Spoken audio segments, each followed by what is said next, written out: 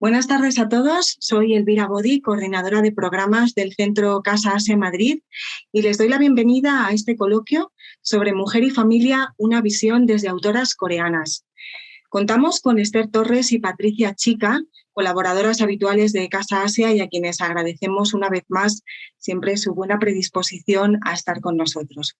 Y que hoy van a unir sus áreas de investigación, la literatura coreana por una parte, la mujer en Corea por otra, para hablarnos cómo la literatura coreana escrita por mujeres está siendo una ventana importante para generar un debate sobre el rol de la mujer en la familia, las expectativas sociales, la maternidad y la repercusión del feminismo en este país asiático.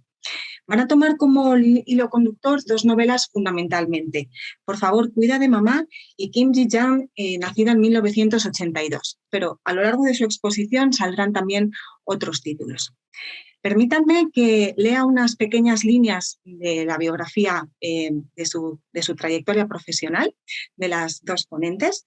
Comenzamos por Esther Torres, es doctora en Traducción y Estudios Interculturales por la Universitat Rovira i Virgili de Barcelona y licenciada en Traducción e Interpretación Inglés-Japonés por la Universitat Autónoma de Barcelona.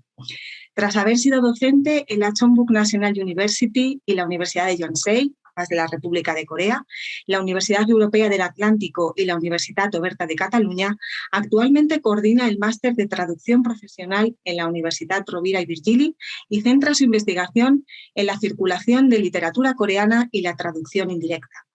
Desde 2020 es la secretaria de la Asociación Española de Estudios de Asia Oriental. Por su parte, Patricia Chica, desde 2018 es colaboradora docente en el área de estudios de Asia Oriental en la Universidad de Málaga. En la actualidad está finalizando su tesis sobre el modelo de cooperación internacional al desarrollo de Corea del Sur con perspectiva de género y es responsable de la iniciativa de la Unidad de Igualdad de la Universidad de Málaga, UMA Feminista, la Ola Coreana, desde 2018. Imparte seminarios sobre mujeres en Asia Oriental de manera transversal en varias asignaturas del grado de estudios de Asia Oriental en la Universidad de Málaga y ha realizado estancias de investigación en la Incheon National University y la University of London School of Asian Studies. Pues nada más, simplemente recordarles que al finalizar la exposición de las ponentes iniciaremos una ronda de preguntas del público que podrán ir enviando a través del chat de la plataforma y que yo se las trasladaré. Y damos comienzo al coloquio, deseando escuchar a Esther y Patricia en esta exposición sobre mujer, sobre género y sobre literatura y Corea. Muchas gracias, adelante. Quería agradecerte, Elvira, que nos hayas invitado. Y bueno, realmente esta propuesta parte un poco de la idea de que podemos concebir la literatura como una ventana, ¿no? Como un espacio desde donde mirar al otro. Y aunque es importante que tengamos en cuenta que todas las obras literarias copian la realidad, de acuerdo con un principio de verosimilitud, pero que la literatura no es historia. Y en este sentido, tampoco es importante si un texto literario es verdadero o es falso, pues que finalmente los que vamos a tratar hoy son ficción. Sin embargo, la ficción llega a un lector porque da cabida a unas situaciones que sí son a una verosimilitud de las situaciones, a situaciones que podrían ocurrir. A lo largo de esa presentación, Patricia va a irnos dando un poco de contexto teórico, que ahora os explicará, y yo voy a ir aportando cómo este contexto teórico se refleja principalmente en estas 4 obras que están traducidas al español y que seguro que todos conocéis. Y no me quiero extender más, te dejo, Patricia, que nos expliques un poco cómo va a ir la charla de hoy. Muy bien, muchas gracias, Esther, y gracias, Elvira y Casa Asia por invitarnos una vez más a estar aquí hoy dialogando con todas vosotras y vosotros sobre este tema. Como bien decía Esther, a lo largo del diálogo vamos a ir viendo varias obras y nos parecía muy importante tener el contexto histórico, social, cultural, que muchas veces se retrata en estos libros y que a veces pues, podamos desconocer, ¿no? Aquellos sobre todo que no conozcan tanto sobre la historia o el recorrido de Corea del Sur. Habría muchísimos puntos que tratar, pero bueno, hemos decidido coger los que consideramos los más relevantes. Vamos a hablar en un primer lugar de qué papel ocupa y ha ocupado la mujer desde un punto de vista tradicional, estructuras que se siguen repitiendo en muchas familias de hoy o que siguen teniendo un peso bastante importante. Algunos momentos clave en la historia que han hecho que surja un cambio o que dieran mayor auge los movimientos de género en diferentes momentos de la historia. Hablaremos también de cómo hay dualidad en muchos aspectos, como es la incorporación de la mujer al mundo laboral por un lado y por otro la presión social por la maternidad. Y finalizaremos hablando de qué importancia tiene los movimientos actuales, tanto la literatura como la propia sociedad coreana. Esos serán los puntos principales que trataremos y que iremos contextualizando con las obras.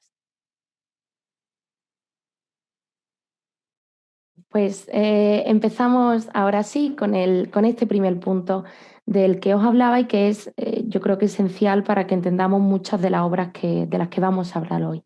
Y es el papel que la mujer desde diferentes aspectos, desde diferentes puestos, ocupaba en la familia. En primer lugar, como referencia, me gustaría indicaros que en la sociedad coreana tradicional la familia tenía una jerarquía muy establecida y el miembro más importante siempre era el hijo primogénito, ¿no? el varón en la familia.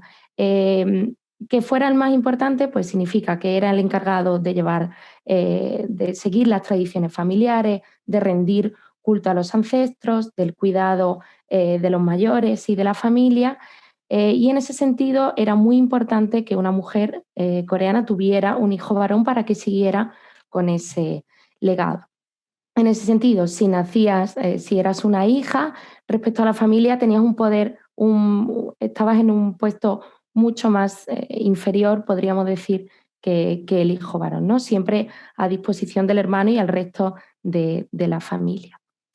El punto más importante para entender el papel de la mujer en la familia tradicional era cuando la mujer ya, una vez que es esposa, se hace madre de la familia. Que fuera esposa era, o sea, el momento del casamiento la mujer era muy importante porque la herencia no era paritaria, con lo cual, bueno, dependía absolutamente de casarse para unirse a la familia y seguir con esa parte económica, pero además, por el punto esencial era cuando se convertía madre.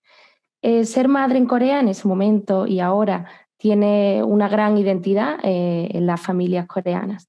Se le asociaban virtudes importantes como la castidad y la obediencia, pero también tenía un papel muy importante en la jerarquía coreana tradicional. Lo vemos en algunas obras de las que ahora nos hablará Esther. Por ejemplo, la madre es la administradora de la casa, es decir, aunque el hombre tiene un papel muy importante, ella es la que toma las decisiones, podríamos decir, en los temas cotidianos, en la educación de los hijos, incluso en la preparación de los ritos. Con lo cual, aunque tenía un papel bastante sumiso respecto al hombre, sí que tenía esa concepción de que es una madre sabia, buena, paciente y además luchadora y administradora de la casa.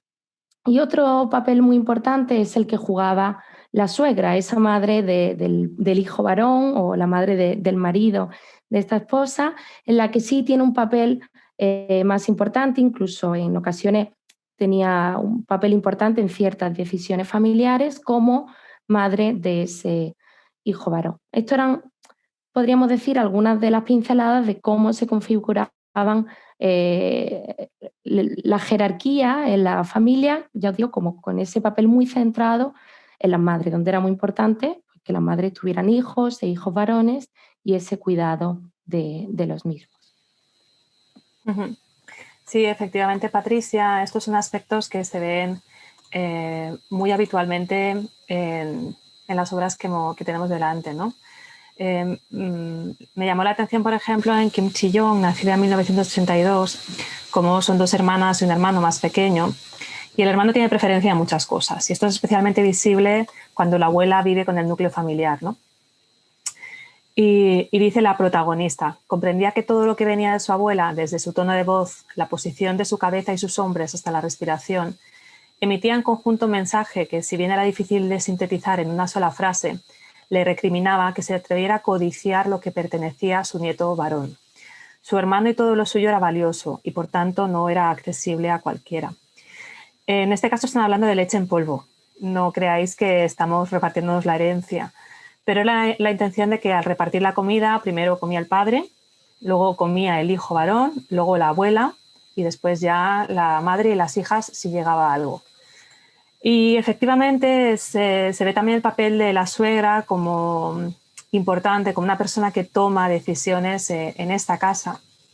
En una escena un poquito más adelante, en el que precisamente la abuela, la suegra ya ha fallecido y el niño intenta hacer valer bueno, los derechos adquiridos, por decirlo de alguna manera, ¿no? Y ocurre esta escena. El hermano de Kim Chi-young se sirvió una buena cantidad de fideos inmediatamente después de que los pusieran en la mesa, pero su hermana mayor le regañó y le dio un ligero golpe en la cabeza. Y el hijo dice, si la abuela viviera, se habría enfadado y te habrías metido en un buen lío. En este caso, como la abuela ya no está viva por quejarse y sin ser consciente de lo ocurrido, el chico en cuestión recibe otra colleja. Y la madre, lejos ya de consolar a uno o a otro, simplemente adopta una posición neutral. Esto veremos un poquito cómo influye este cambio de rol dentro de las madres y los padres. El ser hijo o hija y ser útil para el hogar, pues también te pone en situaciones diferentes. En este caso es un fragmento de La vegetariana, en el que la hermana de la protagonista se da cuenta de que la vegetariana tuvo una infancia dura, ¿no? Y que fue especialmente dura para ella porque su padre, alcohólico y violento, se ensañaba especialmente con Yong-hee. El menor, el niño, como era varón, luego se desquitaba pegándole a otros niños. Con ella, la hermana, el padre tenía más miramientos, puesto que era la mayor, y aquí es la parte importante, la que le preparaba la sopa para la resaca en lugar de la madre, que siempre estaba cansada. Y realmente un poco sigue esta expectativa, ¿no? de que las mujeres son amas de casa, y incluso en el momento en que llegan a la universidad su objetivo es este. Y bueno, esta broma que aparece en Corre Papá Corre, en la historia que lleva el mismo nombre, el libro que es, bueno, al acceder a un supermercado le preguntan qué estudia, y ella contesta ciencias de la alimentación, mentí. Y el hombre bromeó, entonces serás una gran ama de casa. Qué suerte. Efectivamente, el tomar este rol como madre, este rol como cuidadora, hace que pierdan brevemente su rol como mujeres. Debo decir que esto no es algo exclusivo de Corea y que todas estamos en riesgo de pasar por este proceso. Pero es muy curioso cómo en estas obras de la literatura que estamos comentando, diferentes personajes, no necesariamente la protagonista, se dan cuenta de este cambio, de que en algún momento hubo una mujer que dejó de ser mujer para adoptar un rol y centrarse en una etiqueta.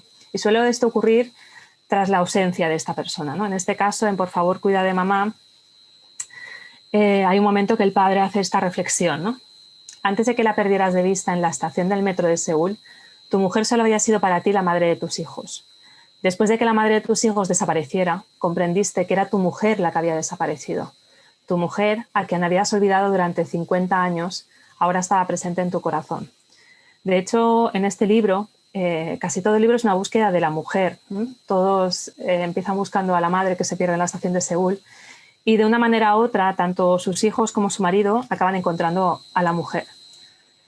Y finalmente, como una última reflexión antes de pasar al siguiente punto de cómo ha evolucionado la mujer en la sociedad coreana y qué momentos claves del cambio podemos encontrar, decir que a veces también es una autorrevelación y también suele ocurrir por cambios en el personaje. En este caso, la que habla es la hermana de la vegetariana. Y llega un momento ya cuando, al final del libro, no sé si puedo hacer spoilers o no, voy a intentar evitarlos, pero bueno, simplemente se da cuenta de que pese a intentar ser estricta con su hermana, la situación que ella vive le afecta también, ¿no?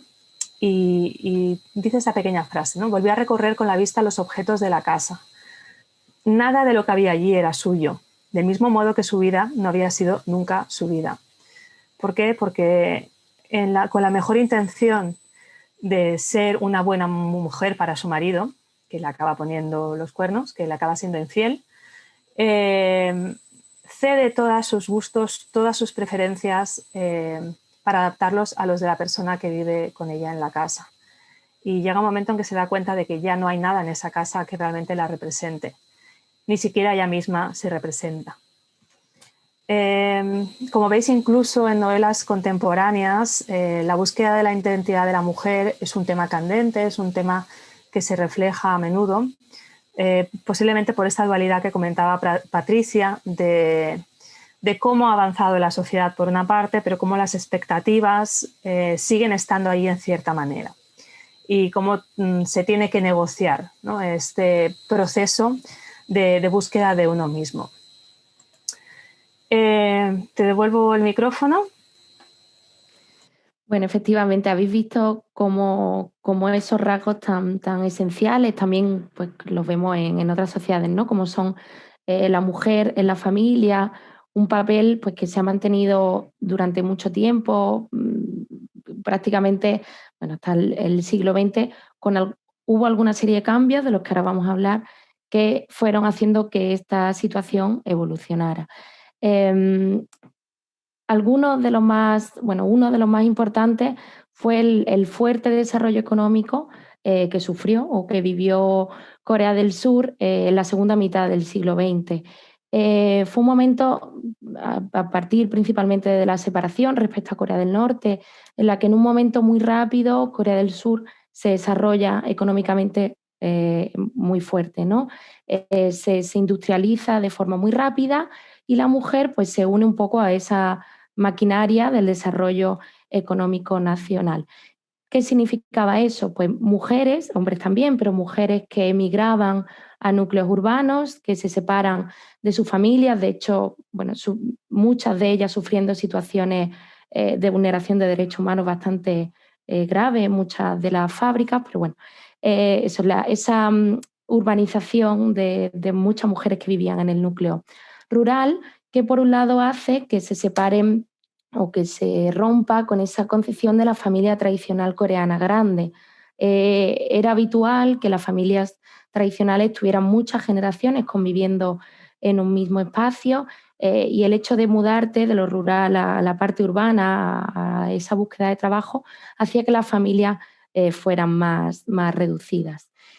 Otro punto muy importante es, en paralelo a todo este desarrollo económico, la importancia que retoman los movimientos de género en Corea, partiendo de todo el trabajo que se había llevado hasta ahora.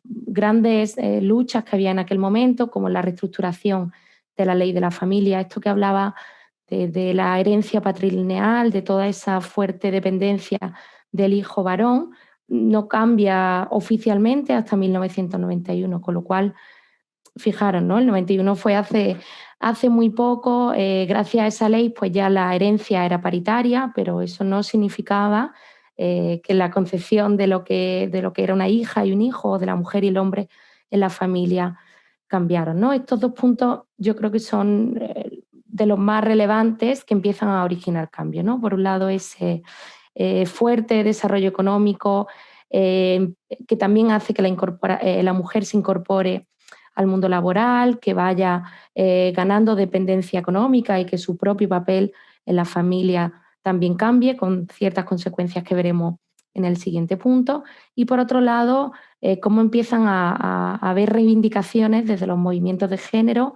muy centradas en el papel de la mujer en la familia y también en otras cuestiones, pero bueno, que hoy se sacan o se escapan un poco más de nuestro tema.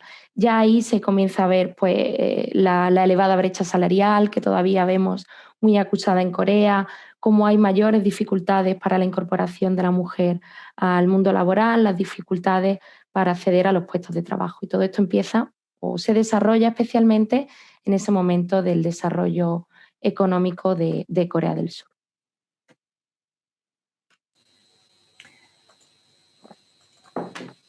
Bueno, sí, tienes razón y creo que no es coincidencia de que todos los personajes de estos 4 libros son familias que se han desplazado de entornos rurales a entornos urbanos. en algunos casos conservando parte del núcleo familiar, en otros casos creando diferentes núcleos familiares. Corre, papá, corre, en la historia que da nombre al libro, precisamente habla de cómo el nacimiento de la protagonista parte un poco de esto, ¿no? De que el que sería su padre decide salir corriendo a Seúl y allí encuentra trabajo en una fábrica de muebles, que, como indicaba Patricia, es un momento de gran expansión industrial y es una posibilidad para mucha gente que viene de entornos rurales. Una vez más, si nos estáis siguiendo desde España, seguro que nos parece un tema demasiado alejado de la realidad de la generación anterior. Y en este caso, la madre, que es protagonista, se afrenta, ¿no? O se enfrenta a los estándares patriarcales y decide hacer ella lo mismo y irse a Seúl. Un día mi madre apareció en el piso donde él vivía después de una fuerte pelea con el abuelo. Y principalmente esto es el inicio de otra historia. En este caso implica un cisma en la familia, donde el abuelo y la madre siguen peleados, pero esta historia, que acaba no muy bien, digamos que no acaba en familia feliz, acaba bueno, aquí sí que lo puedo explicar porque es el principio. Simplemente el padre, el que sería el padre, tiene la posibilidad de convencer a su novia de tener relaciones sexuales a cambio de conseguir anticonceptivos.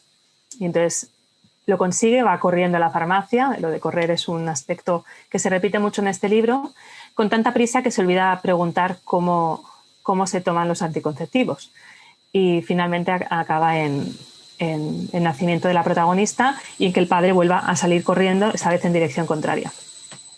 Y por tanto, esta madre forma parte de la primera generación que tuvo que vivir por sí misma y entabla una relación económica y laboral importante, se convierte en el sustento de la familia, no solo de su hija, sino finalmente también del padre. En esto me refiero, esto es un ejemplo más, por ejemplo, de lo que comentábamos, ¿no?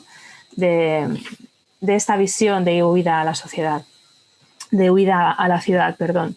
En el caso de Por favor, cuida de mamá, donde la familia está mucho más unida, de hecho todos se juntan para ir a buscar a la madre, también se refleja esta realidad en el hecho de que todos los hijos viven en Seúl y los padres siguen viviendo en la zona rural.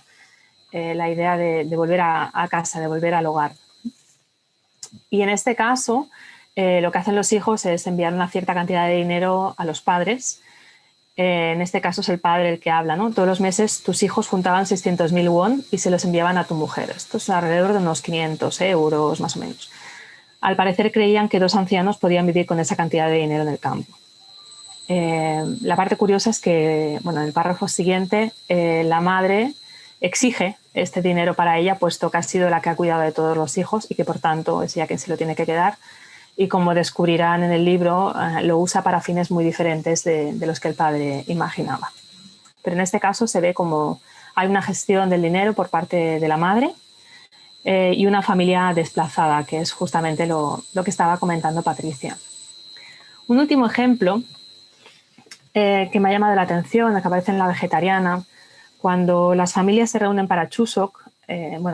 Chuseok es una celebración que marca el final de la cosecha, por decirlo de alguna manera, la primera luna de otoño, y se junta toda la familia, ¿no? En este caso se juntan todos en casa del cuñado de la protagonista, y la frase del padre al llegar, cuando ve la casa, el sitio donde viven, la residencia, etcétera, es: ya no tengo que preocuparme por vosotros, ¿no? Ya sois una unidad familiar distinta. Este único comentario, cuando estáis bien encaminados, manifestó mi suegra antes de empezar la comida. Este comentario, por sí mismo aislado, que tampoco debería tener más importancia, realmente hace hincapié en esta diferencia en la sociedad, ¿no? En esta evolución en la que incluso la generación anterior entiende que la generación siguiente crea su propio camino. También es cierto que en este caso está hablando con su cuñado y que por tanto los maridos de las hijas tampoco son tan relevantes, tampoco se esperaba que fueran unidad familiar, pero puesto que poca mención se hace de la relación con el hijo, me parece como menos curioso, ¿no? que haga esta intención, que muestre esta intención, esta preocupación para que todos estén bien instalados. Un poco más adelante, y siguiendo la misma línea, le pregunta al marido de la vegetariana cuál es su situación y cuánto pagaron por el piso, un poco con la misma dirección, ver si están situados económicamente o no. Y creo que en relación a la situación económica pasamos un poquito al siguiente tema.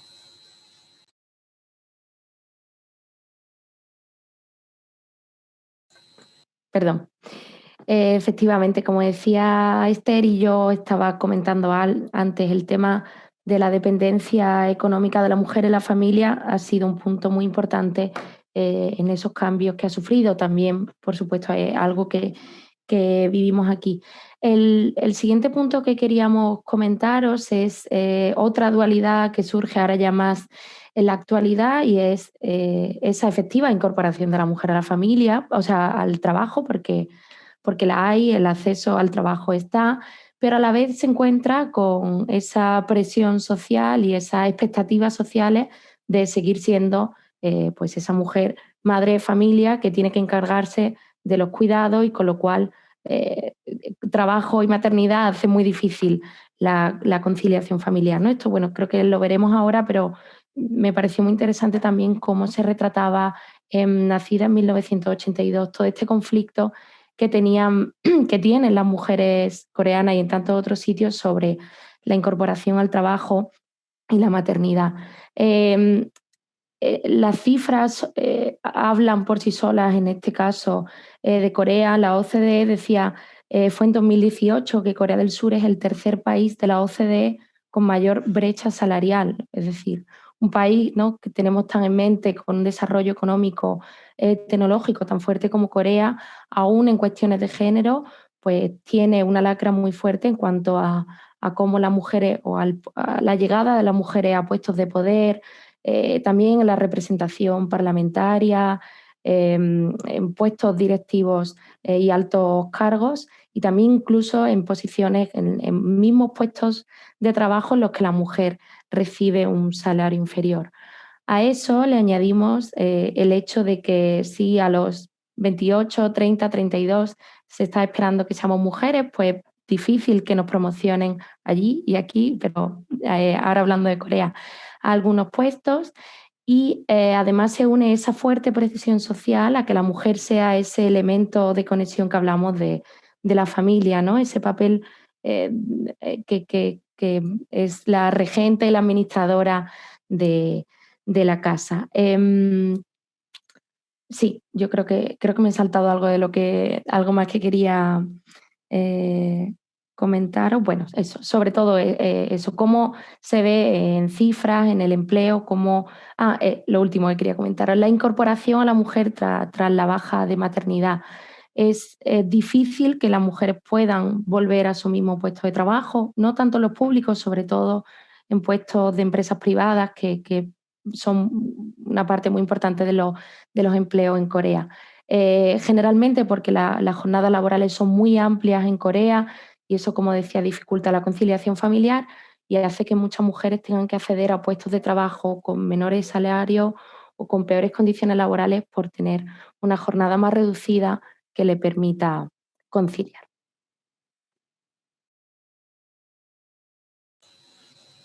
No, efectivamente, también esto va muy relacionado con las expectativas que se generan sobre qué tienen que conseguir las mujeres, incluso en situación de desigualdad. En la historia Horas de insomnio, Corre Papá Corre, que es Las noches de insomnio, perdón, Corre Papá Corre, precisamente la protagonista, que sufre de insomnio constante, no deja de dar vueltas a las posibles razones por las que sufre de este insomnio. En algún momento decide que es una cuestión de carácter, que ya no es porque haga deporte antes de dormir o porque no coma adecuadamente, ¿no?, sino porque quiere ser al mismo tiempo intelectual y modesta, prudente y decidida, y por supuesto diligente en su trabajo a la vez que cuidadosa con la imagen, ¿no?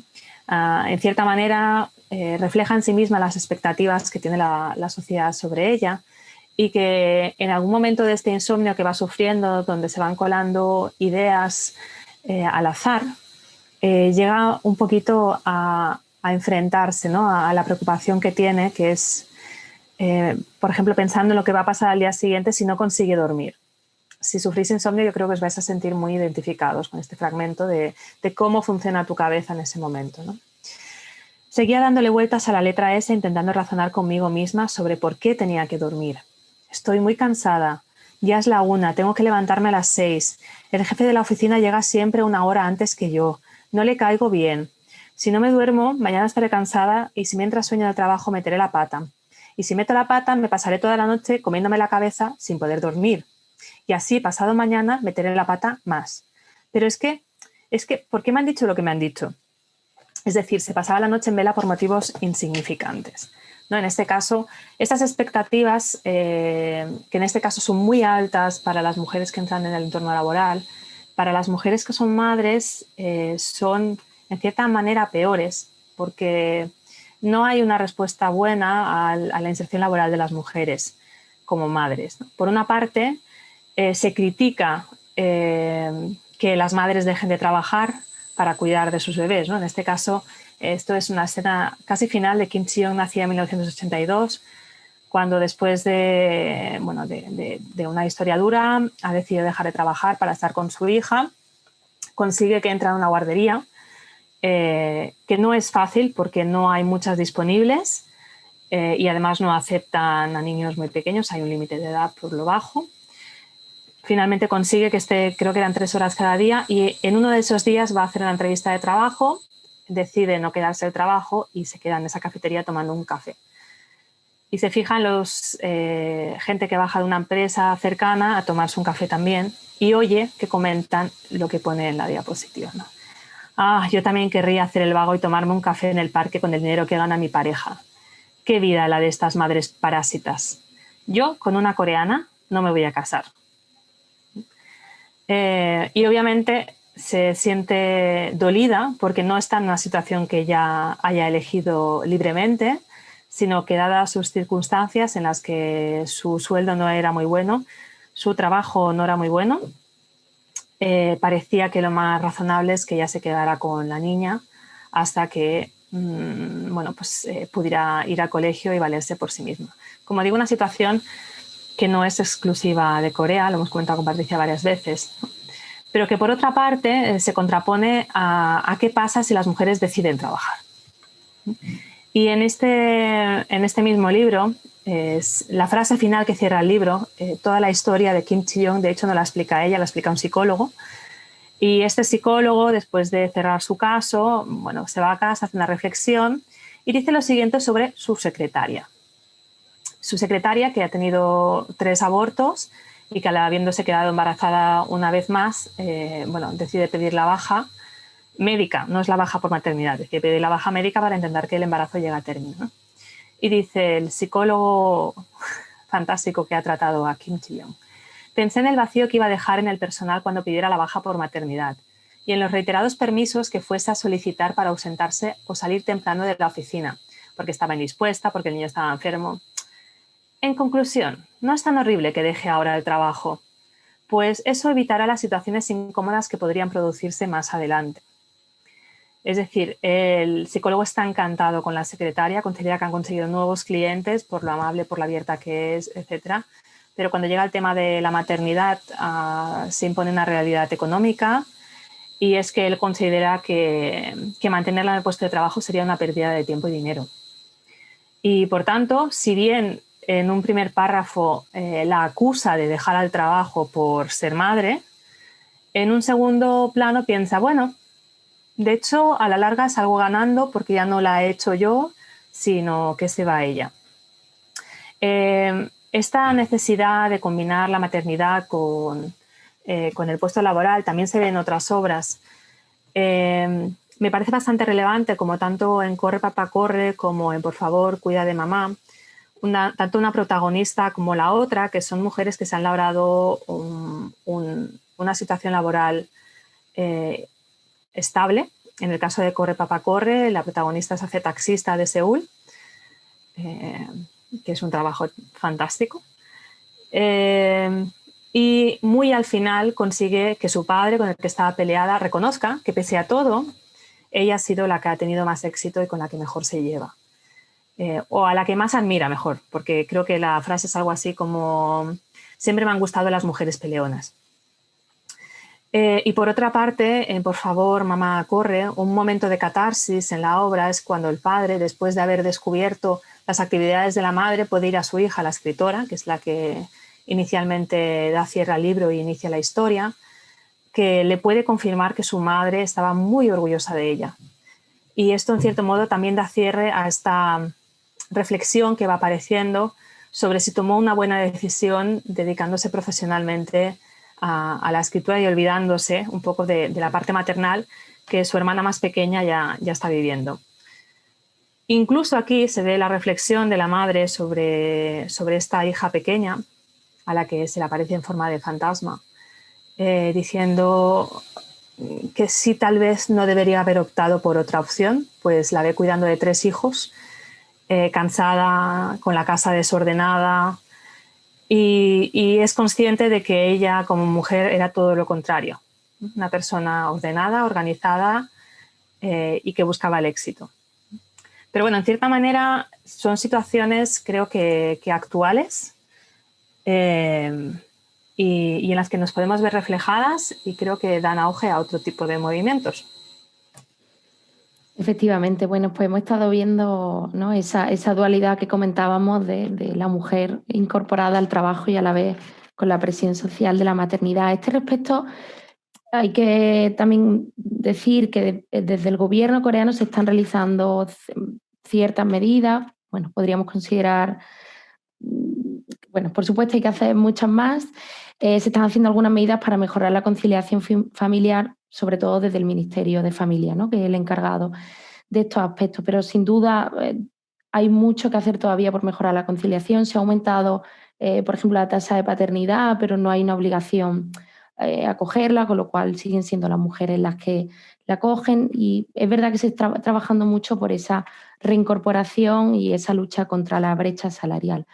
Y en este sentido, pues las principales promotoras o a las que se deben que se estén dando estos cambios en las instituciones, pues son sin duda los movimientos feministas que se dan en la nación. Son movimientos con una larga tradición, ya desde los movimientos por la democracia de Corea tenían un papel muy presente y anteriormente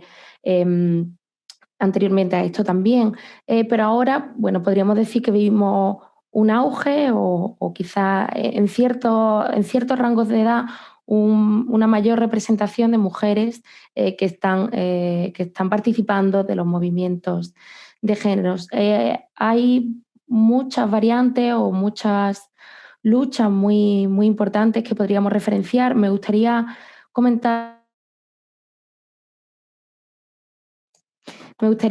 las más importantes para que entendamos también cómo ha cambiado o cómo está cambiando esa concepción de la mujer. Por un lado, y muy relacionada con la familia, pues bueno, muchas y muchos sabréis que en Corea ya desde el 1 de enero de 2021 se reguló por fin la ley del aborto, que estaba antiquísima.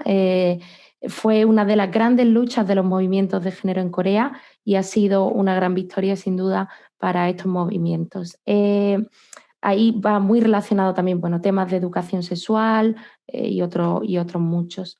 Otro de los puntos relevantes o de confluencia de muchos de los movimientos de género o de las asociaciones feministas son aquellas que luchan contra el acoso laboral, que es una lacra muy importante en Corea, y como decíamos también en muchos sitios, pero tal y como están configuradas las jerarquías y la cultura patriarcal en muchas de las empresas e instituciones coreanas, pues lamentablemente ocurren muchas situaciones de acoso laboral. Y el movimiento Me Too, que en 2018 en Corea también vivió una importante explosión, ha sido sin duda un gran paraguas para muchas mujeres, ¿no? Se han visto representadas con historias compartidas y eso ha ayudado a que muchas mujeres se animaran a denunciar. Luego la justicia, pues bueno, aún no está preparada o no ha llegado a ese avance como para entrar al juicio de muchas de estas situaciones, pero bueno, ha sido sin duda un momento muy importante. Y dentro de este lado del acoso también algunas conoceréis el movimiento de I'm Not Your Porn, que va contra el uso tan grande que hay de cámaras espías en muchos de los lugares públicos en Corea. Y además ha habido nuevos movimientos, principalmente auspiciados por chicas jóvenes, con lo cual ha sido muy importante el ciberfeminismo y todo el sistema de redes. Ha sido uno de ellos el Corset Free, un movimiento que aboga por la ruptura contra los cánones de belleza en Corea, otro tema también muy interesante del que hablar cuando hablamos de feminismo en Corea, una ruptura contra esos cánones y esos estereotipos tan marcados y que presionan también tanto a las mujeres. Y otro muy importante es el hashtag o el movimiento asociado a Soy Feminista en Corea, ¿no? Se llama Nanum Feministimida, que surge como reacción ante diversas situaciones que ocurrieron de acoso en redes cuando chicas, algunas, por ejemplo, Sully, A-Pink de grupos de K-pop, también ocurrió con el libro de Cho Nam-yo, que tienen una fuerte y dura represión en redes y las mujeres se alzan con ese hashtag de yo también soy feminista, yo comparto esta voz contigo, ¿no? Y no se sienten tan solas en esa reivindicación con la mujer. Yo creo que sin duda estos últimos movimientos pues suman mucho al carro de la lucha por la igualdad de género en Corea y que también están muy presentes en el auge que vemos también auge o la representación de la mujer en la literatura, en el cine, etc.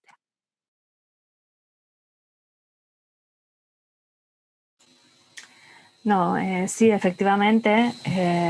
Estos libros, los que comentamos hoy, se publicaron entre 2009, es el más reciente, a 2019.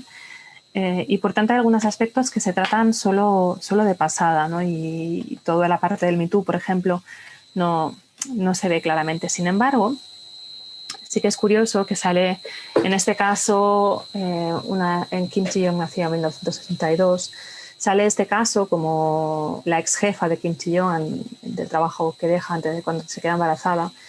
Estas mujeres sufren un caso de molca, que es el nombre que recibe la ocultación de cámaras en sitios donde puede haber mujeres desnudas, en el caso de probadores, en las escaleras del metro, en los baños públicos, etcétera, en habitaciones de hoteles, para grabarlas sin su consentimiento. Entonces, en este caso, en el ámbito laboral, descubren que se han hecho estas grabaciones y que algún compañero de oficina las ha descubierto y en vez de notificar a la empresa y borrarlas, se las ha descargado y las ha compartido con el resto de sus compañeros para comentar lo horrible que es. Y obviamente esto da lugar a una situación muy incómoda para todos, que finalmente se resuelve con una demanda judicial.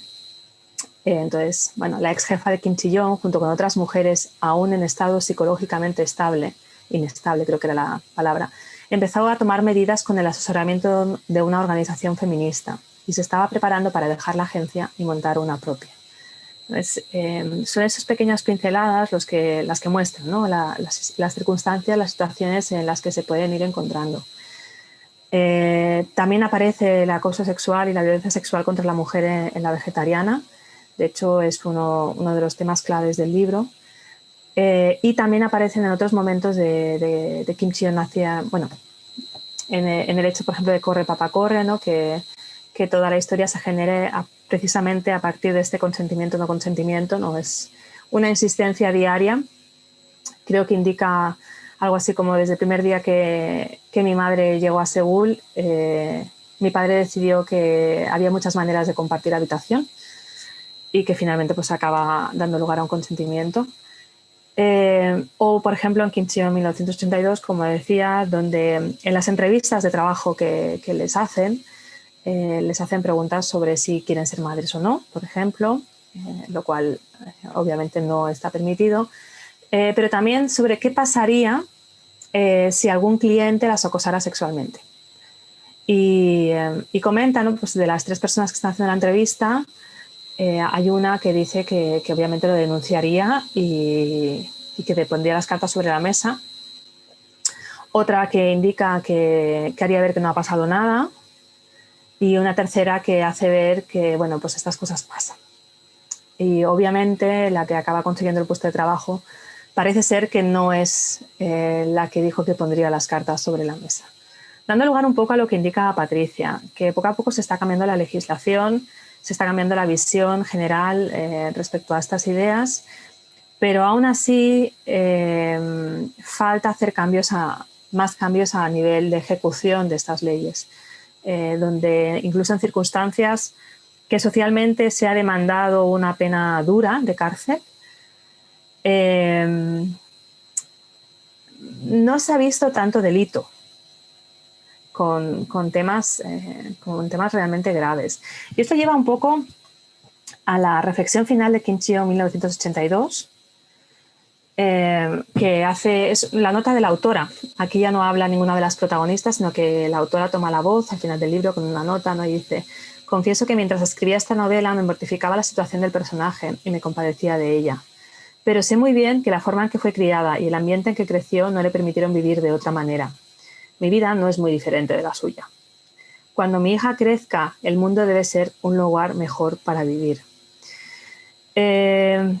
Y creo que un poco esta reacción que hubo contra el libro de Kim Chi-young en 1982 que comentaba Patricia, ¿no? Que el hecho de que se tachara de feminista directamente a algunas mujeres que se lo estaban leyendo, o en este caso creo que fue Pink, que le dio un like a un post de Instagram del libro y con ello recibió una avalancha de hate, de comentarios negativos por las redes, por haberle puesto un corazoncito a un libro. O sea, no penséis que no hizo ninguna declaración pública de intenciones, ¿no? Lo que da lugar, pues, a movimientos como Yo soy una feminista.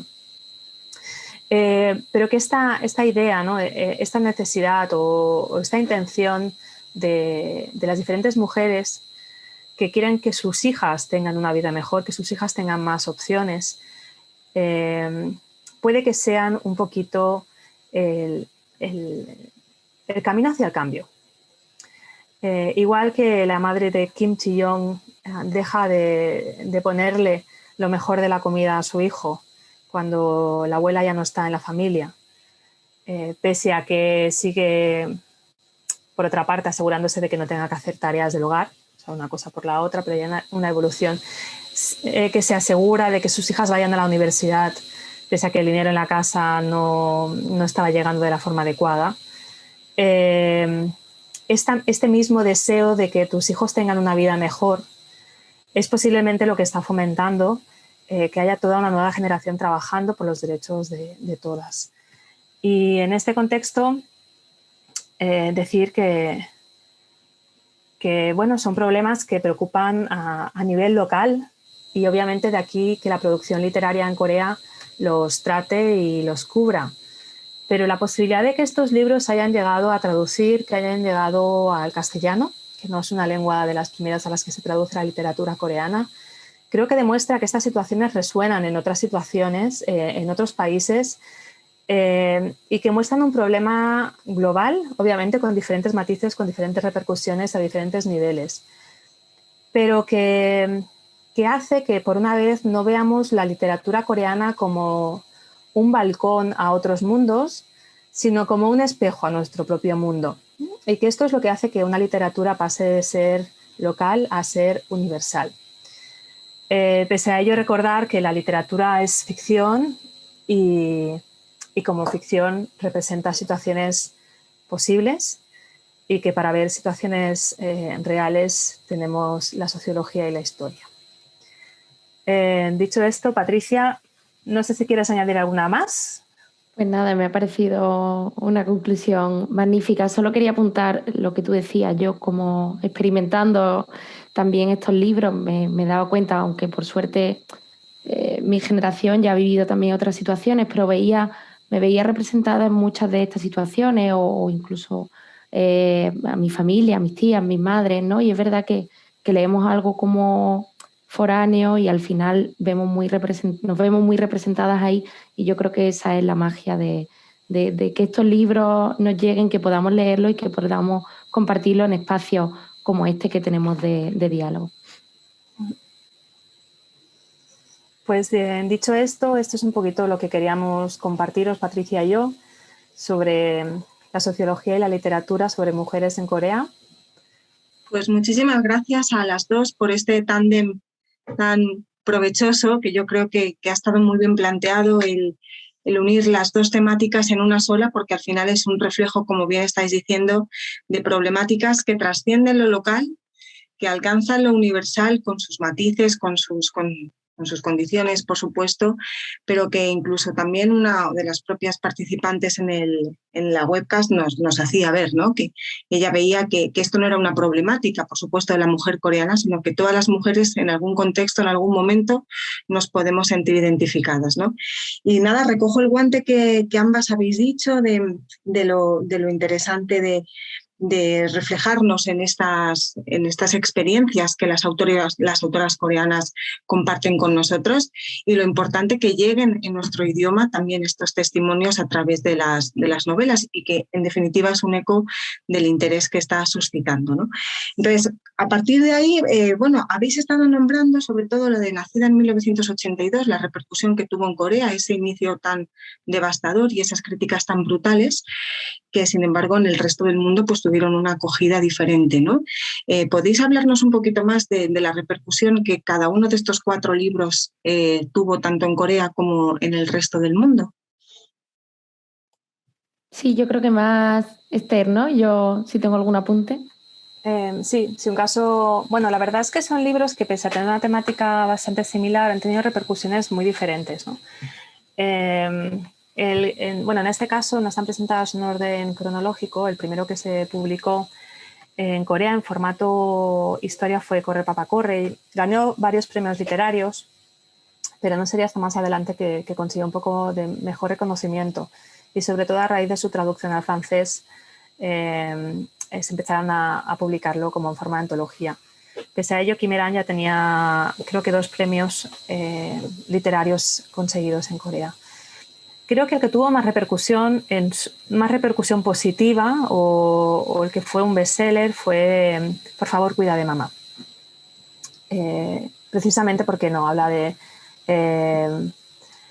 estas diferencias, ¿no? Es un poco una oda a una madre hasta cierto punto, pese a toda la crítica social que esconde detrás, y fue muy bien recibido. Han Kang, como sabéis, es un libro que ha estado rodeado de polémica.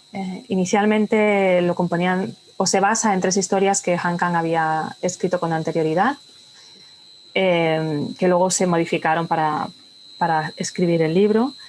Y sí había conseguido premios, sí que era una autora con potencial, pero de hecho fue a raíz de su traducción donde empezó a estar en boca de todos.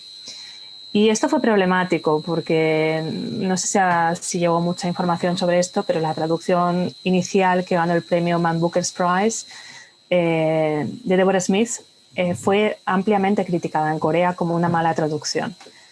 Y de hecho ha sido tal que se ha hecho una segunda traducción. Bueno, de hecho, finalmente la autora y la traductora, que recogieron el premio juntas, lo cual fue una novedad en sí mismo, incorporaron una serie de cambios, pese a que declararon públicamente que consideraban que eran cambios menores y que la esencia de la obra seguía estando perfectamente en inglés, pero con un ánimo de conciliación, pues aceptaban hacer una segunda edición, una edición futura con estos cambios introducidos.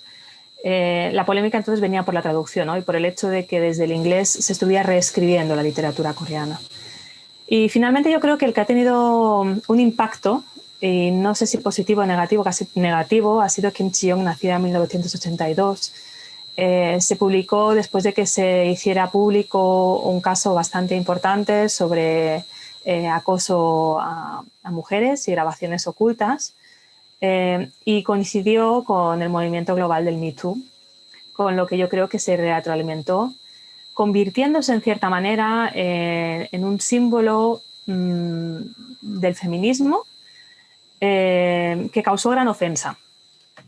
En este libro, bueno, algunas de las críticas a este libro consideran que el hombre está mal presentado, que es una exageración de la realidad y que estas situaciones no ocurren y que pone en mal lugar a Corea, que la presenta como un país retrasado en movimientos de la mujer cuando no es así. Por tanto, creo que la recepción que han tenido los 4 libros ha ido desde la aceptación por una temática superficialmente más cercana a los movimientos tradicionales hasta un total rechazo por una presentación negativa, supuestamente negativa e incorrecta del país. No sé, Patricia, a lo mejor sobre este último te has encontrado tú más casos dentro de... Bueno, yo solo quería apuntar lo que decía varias cuestiones que me parecen interesantes. Una, a lo que hablábamos, ¿no? Quizás decir la palabra tal cual, soy feminista en Corea, es difícil. Aquí, pues también en ocasiones lo es, ¿no?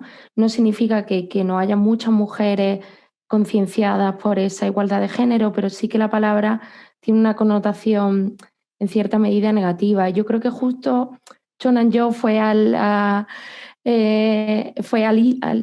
diana con eso, ¿no? En poner temas que por supuesto, pues a lo mejor no se le han dado a una persona en concreto durante toda su vida, todas esas situaciones, y no va a ser representativo de todos los hombres, pero el hecho de evidenciarlas en una obra tan corta, con un mensaje tan directo, yo creo que ha hecho que llegara mucha gente también de esa forma, por esa crítica, ¿no? Bueno, pues a ver qué dice, y sin duda yo creo que habrá llevado a la reflexión. Me parecía también interesante cómo, al parecer, las repercusiones de cuando las chicas o las mujeres se posicionaban a favor de este libro dentro de Corea, la repercusión era muy negativa. Sin embargo, cuando algunos de los componentes de BTS pues, contaron que lo habían leído, que además le parecía un buen libro y una buena forma de denunciar este tipo de situaciones, pues al parecer la crítica no fue tan dura, ¿no? Eso también, bueno, pues para reflexionar cómo a veces, pues según la persona que hablara, podría recibir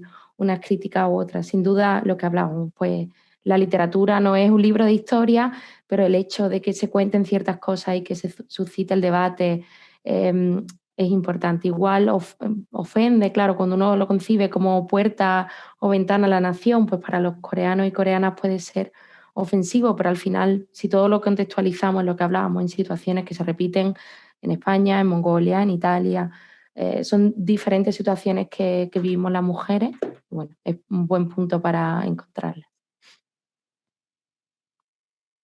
Muchas gracias a las dos. Mira, vamos a continuar un poco al hilo de la novela de Nacida en 1982, antes de dar paso a otras preguntas, porque una de las participantes nos pregunta sobre la película, sobre la adaptación cinematográfica de la novela y en qué medida la repercusión de la película fue pareja o no a la que tuvo el libro. Pues tengo entendido que sí. O sea, desde aquí yo recuerdo que me llegara más la polémica del libro que de la película. La película, que además la pusieron hace poco en Málaga, también sí que tuvo una gran acogida, lo que hablábamos, ¿no? Que fuera y dentro fue diferente. De hecho, creo, bueno, que llegó a otro público, como que la polémica volvió a saltar cuando salió la película, que tuvieron una repercusión parecida. No sé si Esther sabe más sobre esto. Pues no te sé decir, la verdad.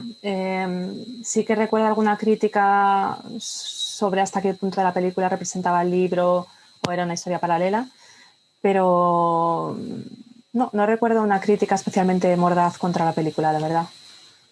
Eso, sé que la hubo, pero no sé si fue tan fuerte o tan amplia como tuvo el libro. Nos hacen también alguna pregunta concreta, por ejemplo, si hay algún libro que trate el tema del acoso sexual en los lugares de trabajo, escrito también por alguna autora coreana. Quizá esto, Esther. Pues así a voz en pronto, traducido al castellano, o sea, más allá de la información que sale en Kim Chi-young, yo creo que traducido al castellano no hay mucho.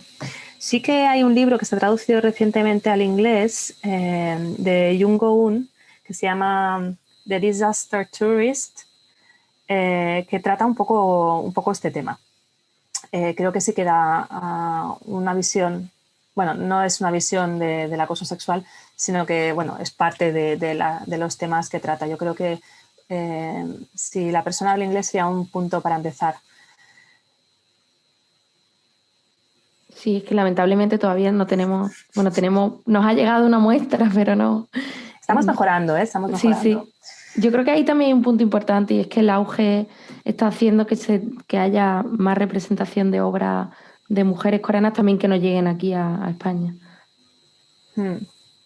Sí, y además... ¿Apuntan? Sí. Perdona, no, Esther. es que estaba pensando que, así en un término relacionado, creo que recientemente se tradujo, de hecho, la obra de Na Hae-sok, de una de las primeras feministas de Corea. No sé si te suena, Patricia, ahora me ha venido a la imagen. Bueno, como algo que sí que tenemos en español, porque me sabe mal cuando me piden recomendaciones de literatura coreana, dar textos en inglés. Ya, Elvira. Las webcasts sobre literatura y demás siempre suscitan esto, reacciones o sugerencias. Si luego os parece, Esther o Patricia, si tenéis algún título que sea a lo mejor un poco más complicado de conocer, pues lo podéis poner en el chat y así para todos los que nos escuchan lo pueden tener.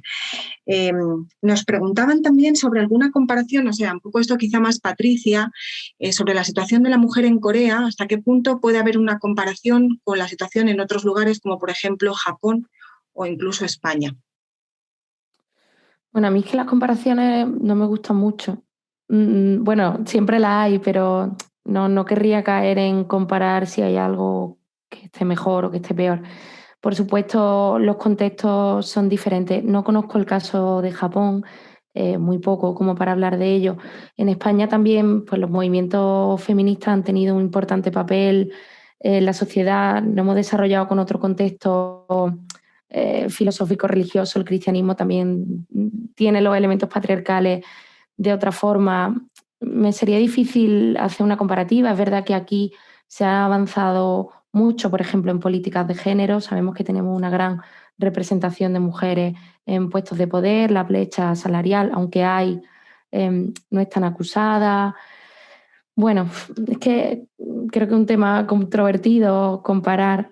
Yo creo que sí, en algunos aspectos habrá avances, en otros, por las situaciones que haya, pues no serán tales. No sé si de Japón sabe un poco más Esther, que pudiera decirnos algo.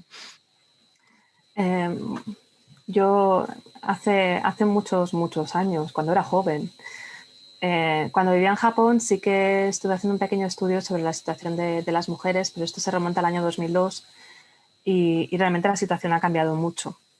En aquel momento había habido avances y había un interés social y un trabajo por parte de muchas mujeres en mejorar sus condiciones. Pero claro, no lo puedo comparar a la Corea de aquel momento, pues no la conocía. Sí que es cierto que me llamó bastante la atención que las leyes que se estaban dictando en ese momento para intentar mejorar la conciliación laboral para las mujeres, finalmente lo que acabaron consiguiendo es que hubiera más mujeres que dejaran el trabajo, porque se les concedía más derechos por ser mujeres y ser madres, y por tanto las empresas las consideraban aún menos productivas como potenciales trabajadores. Entonces, había todo un movimiento de mujeres que vivían de trabajos a media jornada, que ahorraban dinero y se lo gastaban y no pretendían ni casarse ni tener hijos. Pero como digo, esto es en el año 2002 y creo que el hecho de que tengamos esta fotografía de este otro país en ese momento refuerza un poco lo que indica Patricia. La evolución de los diferentes feminismos en los diferentes países parten de un objetivo común que es la igualdad entre hombres y mujeres, pero a la vez de circunstancias y sociedades diferentes. Por tanto, yo me atrevo a decir que lo que tenemos en común los tres países es que hemos mejorado, pero no lo suficiente. Y que en tanto en uno como en los otros dos, o sea, en tanto en los tres, hay muchas mujeres trabajando por ello y también bastantes hombres. O sea que yo creo que estamos en la dirección adecuada. Totalmente de acuerdo. Retomamos el tema de Corea en concreto. Nos preguntan sobre el papel de los abuelos.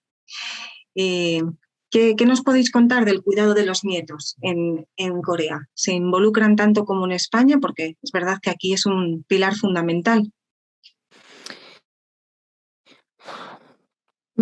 Diría más un no que un sí, aunque no, en realidad no puedo hablar con mucha, no sé tanto sobre esto, pero ahí lo que os comentaba, un punto importante es que ya no hay tanta no se da tanto las familias que comparten varias generaciones durante un mismo techo, incluso en una misma ciudad. Es muy habitual que los abuelos vivan fuera de los núcleos urbanos, con lo cual el tema de que compartan tanto esas tareas del cuidado creo que sería un poco menos que en España. De hecho, lo que comentaba Esther, es muy habitual que las familias recurran a las guarderías, pero son muy, muy costosas y es uno de los gastos importantes de los padres en los primeros años de vida.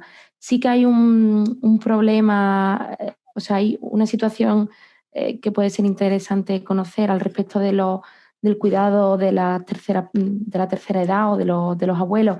Y es que, como decía, tradicionalmente eran los hijos y los hijos primogénitos quienes estaban a cargo de ellos, y con esa separación de la familia, entre esto que hablábamos de que vayan a los núcleos urbanos, muchos de estos padres, estos abuelos, se quedan solos y no tienen ese sustento familiar. Además, en el estado del bienestar para el tema de la jubilación en Corea, podríamos decir que no funciona como el de España. Es muy reducida la cuota de jubilación que reciben. Muchas veces tienen que acceder a puestos de trabajo muy precarios para seguir teniendo una ayuda. Además, el caso de la mujer en ese caso también es más difícil, con lo cual, bueno, pues también esa es la situación un poco que quería comentar.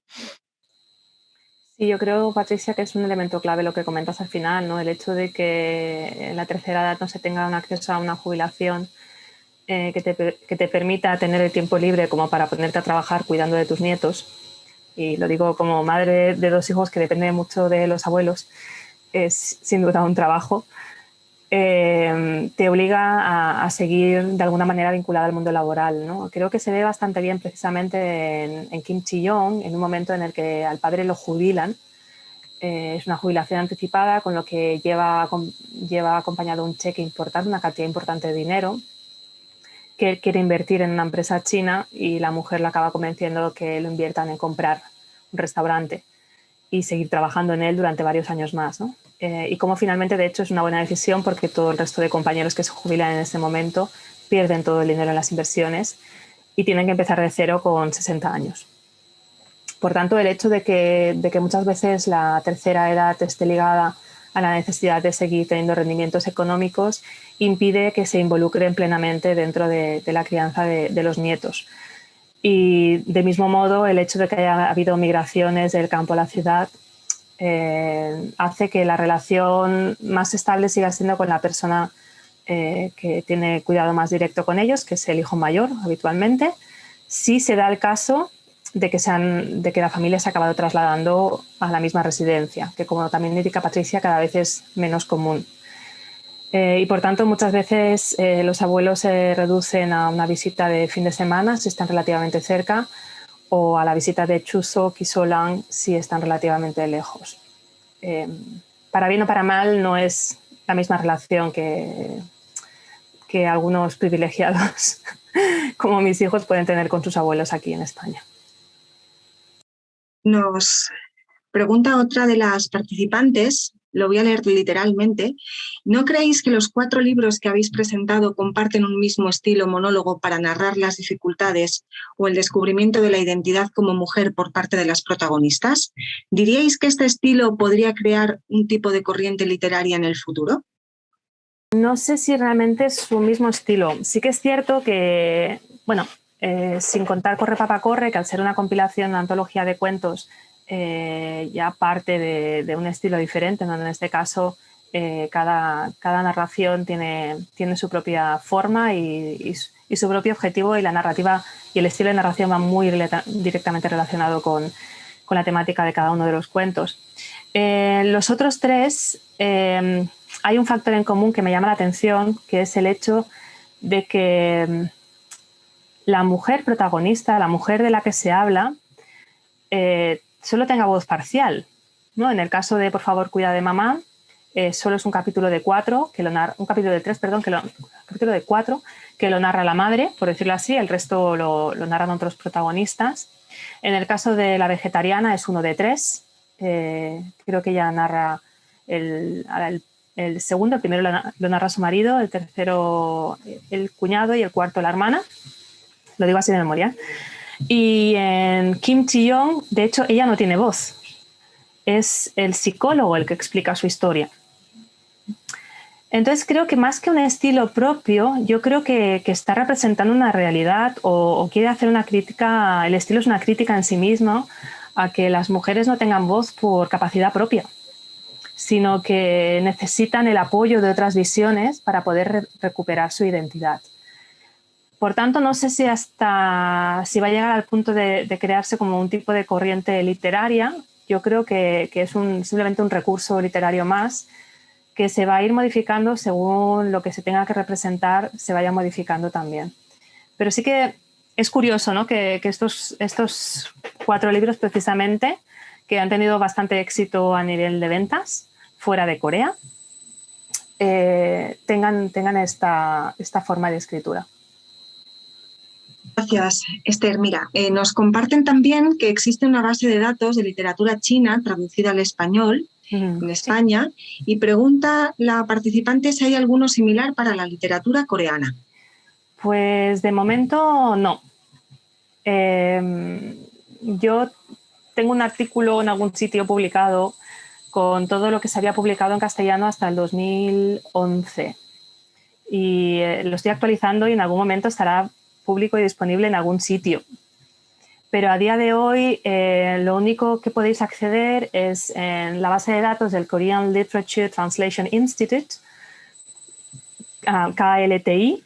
Si buscáis KLTI Database, os saldrá, donde se hace un listado de todas las publicaciones. Bueno, de hecho hay 2 bases de datos. Está la base de datos de todos los libros traducidos a los diferentes idiomas en los que ha participado de Korean Literature Translation Institute, que te da, me parece que estamos en unos 170 libros más o menos.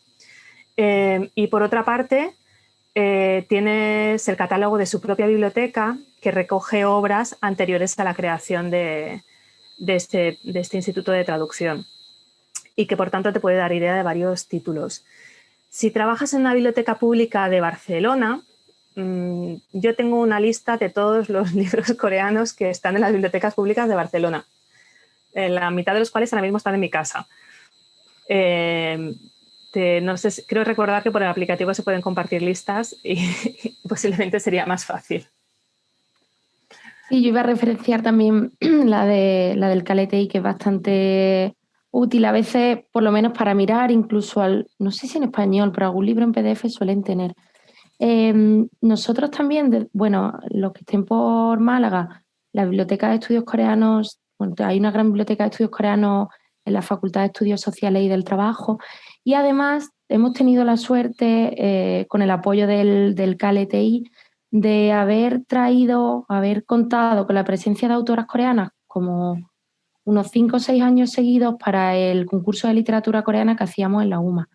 En ese concurso se traducía, o nosotros, o el KLTI traducía el relato, y no lo tenemos público en ningún lugar, que estaba pensando ahora que lo tenemos que poner porque son de difusión, pero voy a poneros aquí nuestro correo electrónico por si alguno de vosotros queréis que os mande. Tengo, justo los tenía aquí, de Pyongyang y de Hasonan. Bueno, tenemos como 3 o 4 obras que son traducidas al español con el apoyo del LTI Corea, que podemos darle difusión también para que lo leáis. Lo que decíamos, no hay muchas obras traducidas al español, así que aquellos que estéis estudiando coreano, os animamos mucho a que os forméis para ser futuros traductores y que nos lleguen más obras al español. Muchas gracias, porque sí que nos están llegando peticiones, pues eso, de recursos para tener un poco, pues un sitio donde acudir, desde luego, porque es cierto que todavía hay carencia, ¿no?, de recursos en castellano. Aquí está Esther, quizá, creo que estás compartiendo solo con los panelistas. Ay, vale. En la opción del chat, sí, escojamos la de todos los... Nada, perfecto, porque así lo compartimos entre todos. Vale, pues entonces os paso la parte, la base de datos de Corea era Library LTI Korean, Translated Books, podéis elegir por idioma de partida. Vale, y os paso mi correo electrónico, Mónica. Vemos cómo lo saco del Aladí y te paso el listado, seguro que se puede hacer de alguna manera. Te diría cuántos hay, pero sobre todo, aparte de los que he mostrado aquí, que creo que están, no sé si Corre Papá Corre está en muchos sitios, pero los demás sí que tienen bastantes volúmenes. Corre Papá Corre estaba ya difícil, ¿no? Yo creo que en inglés ya hay que conseguirlo. No, por favor, cuida de mamá. Esa de Por favor, cuida de mamá, ¿verdad? Eso que es. también nos lo han comentado, que ya ha optado por escogerlo en inglés porque en español no es fácil de encontrar ya.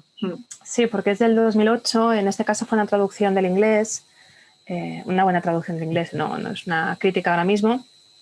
Y entonces sí que en su momento llegó a una segunda edición, pero claro, en el momento en que un libro pasa en baja de las ventas, un poquito desaparece. No sé qué tal os parecería acabar quizá con una última pregunta, partiendo de esa premisa de que estamos hablando de ficción, como bien decía Esther. ¿Qué obra de las que habéis nombrado, de estas 4, podría ser un retrato más fiel de la sociedad actual coreana? Creo que la vegetariana es la más alegórica, o sea, sería la que no es la que es más ficción. Kim Ji-young tiene este estilo muy periodístico y creo que sí que da una visión de muchos hitos por los que tienen que pasar las mujeres. Pero finalmente, no sé, Corre Papá Corre me gusta porque en la mayoría de las historias los protagonistas vencen estas dificultades, ¿no? Y me gusta quedarme con una visión un poco positiva. ¿Algo por tu parte, Patricia, para terminar la sesión? Nada, igual, a mí la verdad es que cuando leí Kim Ji-young también me pareció como que condensaba muchas historias y muchos aspectos, eso, como periodísticos, datos. Es verdad que es un libro con el que se aprenden muchas cuestiones sobre el tema, pero también es difícil pensar que refleja tal cual la realidad, ¿no? Quizás, bueno, si la compañera Esther nos recomienda ese como más y ella conoce mejor la obra, yo ese libro no lo he leído, con lo cual lo tengo pendiente y seguro que será una buena muestra para verlo. Pues nada, muchísimas gracias. Yo os despido leyendo también una felicitación de una de las participantes que creo que resume muy bien, ¿no?, el contenido de vuestro coloquio, de vuestro discurso, y también la manera cooperativa que habéis hecho entre las dos esta discusión, y que es una manera bonita también y muy evidente de cómo podemos trabajar las mujeres, ¿no?, como dice la participante. Yo creo que hemos hecho un panorama muy, muy interesante, que seguro que ha despertado el interés de quienes no hayan leído o los libros. Así que, pues nada más, que muchísimas gracias a las dos por vuestra siempre estupenda acogida a todas nuestras propuestas, y a todos los participantes que nos han seguido a través de YouTube y en directo en Zoom, pues muchísimas gracias y hasta la próxima actividad. Un saludo, buenas tardes.